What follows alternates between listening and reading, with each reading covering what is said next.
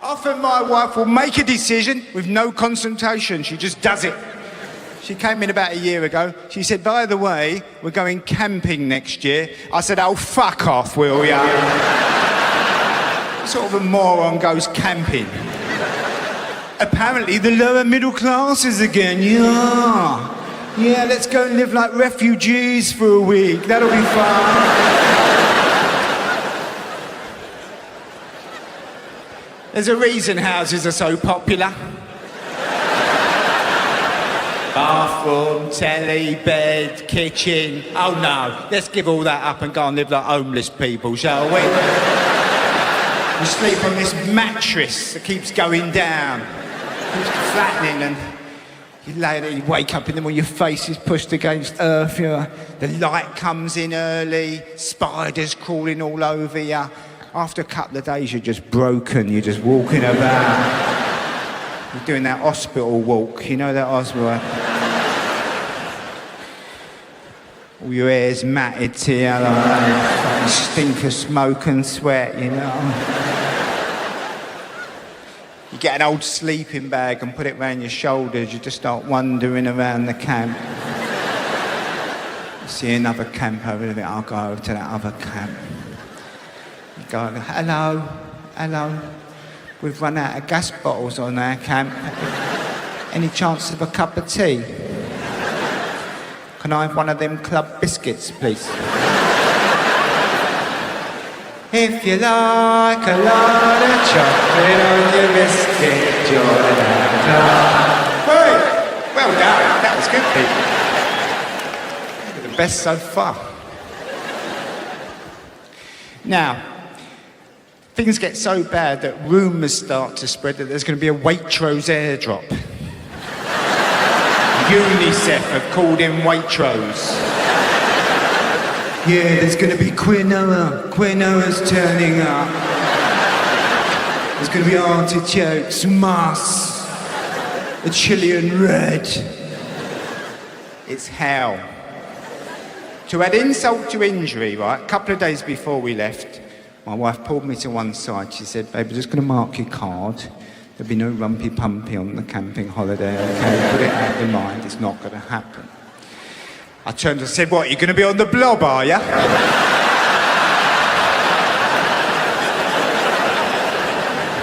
Of course I did, and what sort of man says that in 2017? Oh, you're going to be on the blob. It wasn't that long ago. You heard it all the time.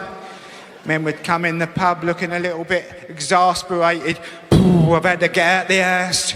She's got the fucking painters in indoors.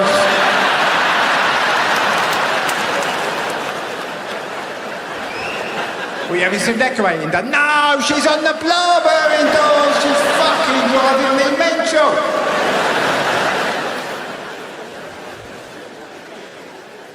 You young girls don't realise how lucky you are to have these lovely modern boyfriends, caring, understanding. Yeah, they'll be in the pub having a drink and suddenly they say, look, I have to go. I have to go. My partner's menstruating.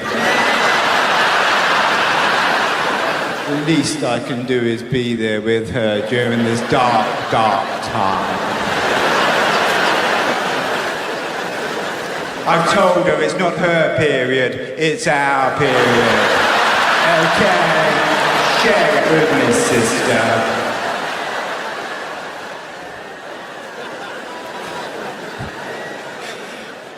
Yeah, I keep her supplied with paracetamol and hot water bottles. She's allowed to verbally abuse me whenever she likes. She can punch me on the back of the head if that helps out. Yeah. As long as I'm there with her. No, I didn't say that you're going to be on the blob. I said, no, babe, no sex on the holiday. So she said, no, it's the least romantic holiday in the world, putting it out of your mind. I thought, this is a challenge. She wants me to serenade around the campfire. I'll make a flute out of a twig. She can kill with a smile, she can woo with her eye. And she'll carelessly cut you and laugh while you're dying. But she's always a woman to me.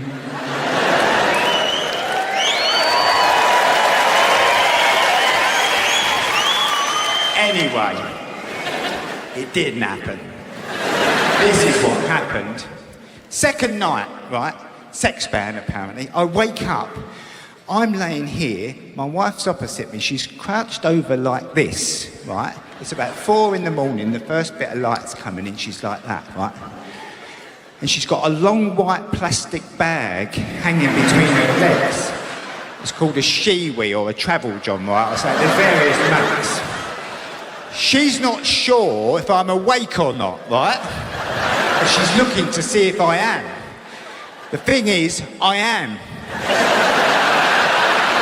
So for about a minute, she stared at me while she filled this bag up with piss. And I was staring at her, and it was getting fatter and fuller, and her legs started going where she started swinging in my face, this big bag of piss. I said, babe, I don't know if we're ever going to have sex again. I can't get this piss bag out of my mind. Were you out or were you out?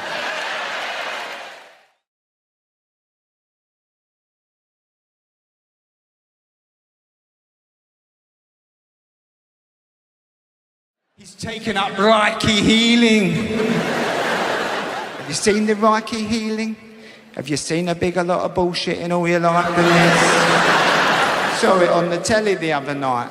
One man was apparently taking bad energy from another man, bad energy, just by waving his hands over him. He was like, oh yeah, man, there's some bad energy in here, in your brain. This is toxic, man, toxic. Let it go, let it go. He said, that's gone. That's gone. Then he went over his diaphragm. He said, yeah, he said, there's some bad energy in here, man. Bad energy. Toxic. Let it go, man. Is this a divorce trapped in here? Yeah, your fault, of course, yeah. He said, let it go, let it go. He said, that's gone.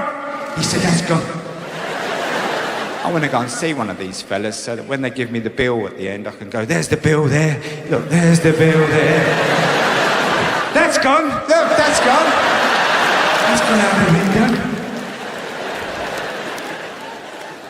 Mustache, I've got to throw a cup of cold piss over a homeopath. I've been asking up and down the country about the cup of cold piss. It seems fairly unique to the London council estate. People would keep a cup of cold piss by the front door, and it kept order. No one knocked late. If they knocked too late, whoa. After 9:30, Jehovah's is it, mate? Cop for that. Cup of cold piss, how's that? It was an insult. People would look at you if you give them the ump. I tell you what, you ain't worth a fucking cup of cold piss. Not worth a cup of cold, you. Were you out or were you out?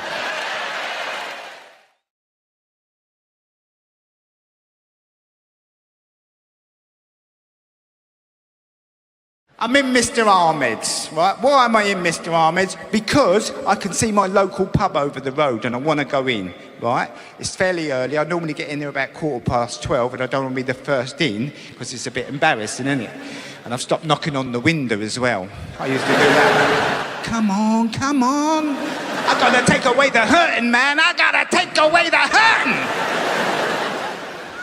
There's about 4 pissheads around where I live. None of us want to be the first in, so we all look out for each other.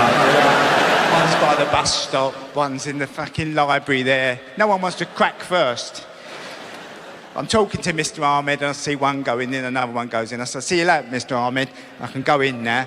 And when I walk in, there's the pissheads are all there, and we give each other the pisshead nod. I go, all right, all right, all right. And then we go to our respective corners for a bit of peace and quiet, because that's what we're looking for on a Tuesday afternoon, peace and quiet.